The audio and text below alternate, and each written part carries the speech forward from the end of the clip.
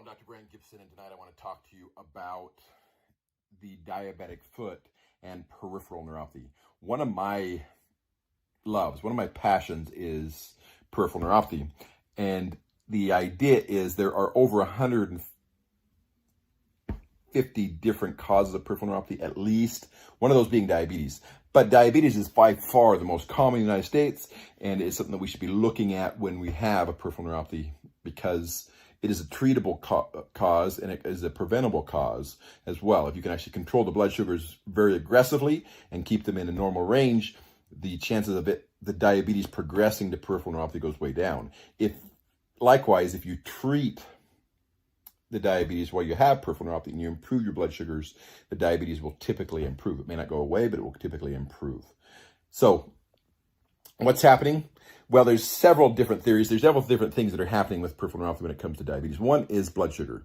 As you increase the blood sugar, you're causing damage to the cells.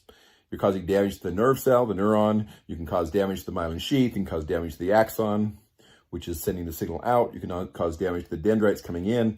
The biggest cause is glycation of the cells, which is cause them to not function like they're supposed to. Or you could actually even cause direct damage to the DNA, direct damage to the mitochondria where the cell starts to malfunction. Basically, if you're sugarcoating things, they start to malfunction. They don't work like they're supposed to. If you increase the sugar too high, it's toxic to the cells as well, which is causing more damage to the nerve cells or the neurons, which are the most sensitive of all the cells in the body. So the best thing you can do for peripheral neuropathy and diabetes is control your diabetes. If you control your diabetes and the diabetic foot, you will have less of the side effects and you will have less progression of your peripheral neuropathy. Now, one quick side note. You can get diabetic peripheral neuropathy as a pre-diabetic before you even know you have diabetes. So you need to be very careful if you're starting to notice even some of those symptoms to get evaluated and determine what are the causes, including diabetes or pre-diabetes, so you can actually treat it. This is Dr. Brandt Gibson, and this is your Podiatry Tips Day 278, Peripheral Neuropathy and the Diabetic Foot.